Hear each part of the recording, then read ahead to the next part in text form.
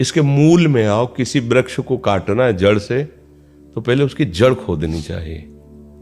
बुद्धिमान आदमी पहले डाल नहीं काटता, जड़ से उखाड़ दो, ये ऊपर तक सूख जाएगा, नष्ट हो जाएगा। क्रोध का मूल जानते हो क्या है? काम। कामः संजायते क्रोधा, क्रोधा स्मृति विभ्रमा, स्मृति भ्रंशात् बुद्धिनाशो, बुद्धिनाशात् प्रणश्यति। प्रणश्यति अपने परमार्थ से गिर जाता है। मूल जड़ खोद दो, सब सूख जाएगा, पूरा सिस्टम सूख जाएगा माया का।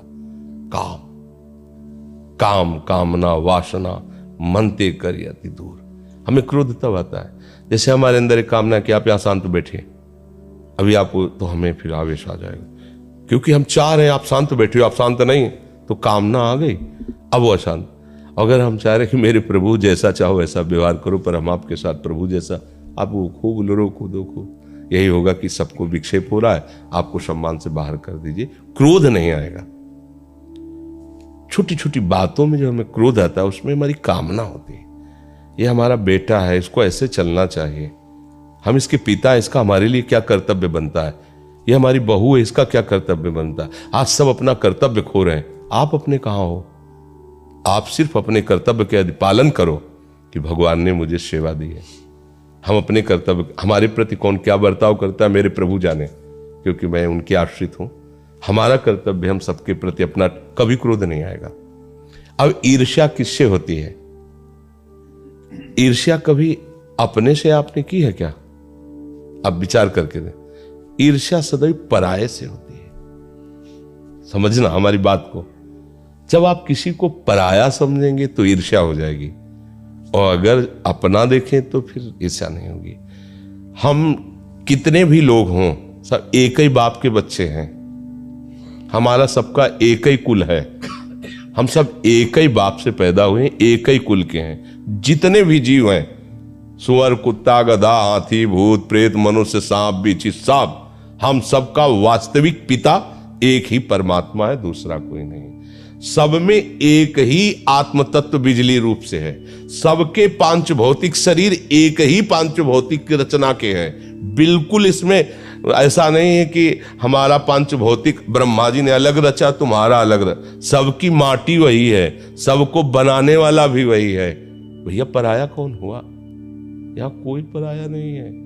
बस यही माया का खेल है, अपना पराया, मैं और मोर तोरते माया, यही बस कीने जीव निकाया। इसी फंदे में फंसकर एक से प्यार करते हैं, एक पर वार करते हैं, बस संसारिक पुरुष होकर दुर्गति को प्राप्त होते हैं। अगर कोई उन्नति को प्राप्त हो रहा हो, हमारे अंदर ईर्ष्या आ रही है, तो अगर अपना लड़का उस जगह होता तो क्या ईर्ष्या होती? आशीर्वाद होता।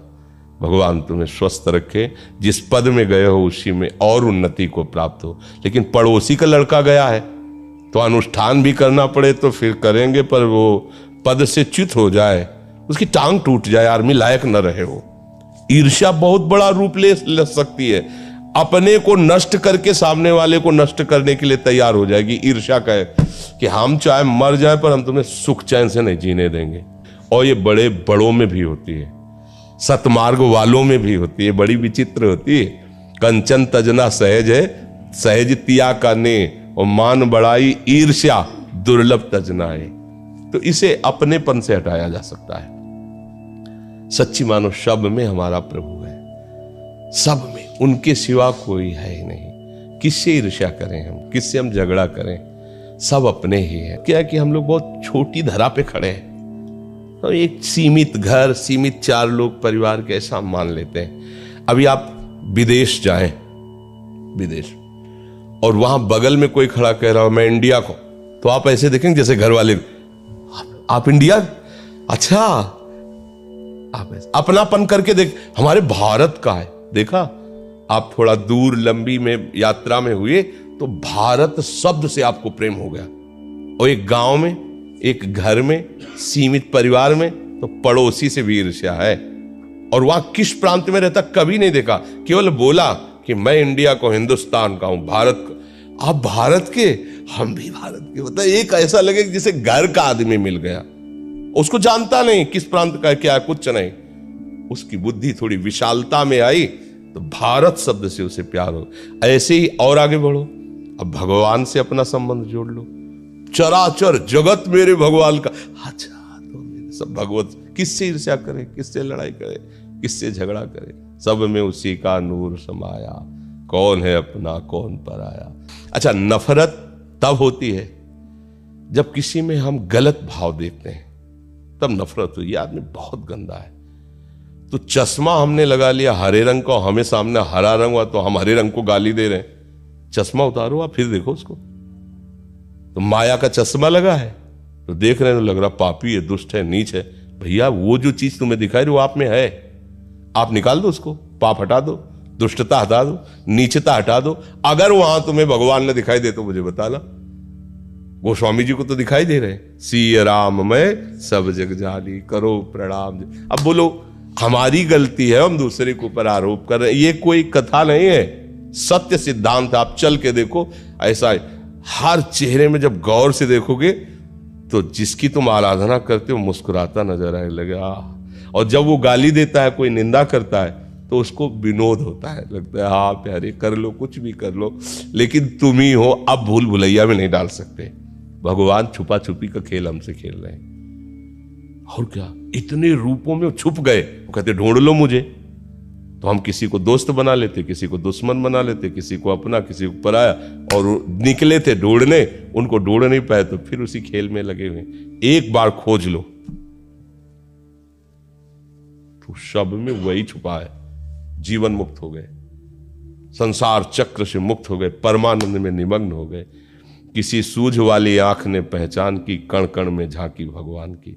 आपको दिखाई देगा ऐसे, ओहो जित देखूं तित श्याममयी है प्रभु ही प्रभु। चाहे उपनिषद तत्वदर्शी ब्रह्म ऋषि हो तो देखता सर्वम खलमिदम ब्रह्म, केवल ब्रह्म ही ब्रह्म। भक्त देखता है भगवान ही भगवान।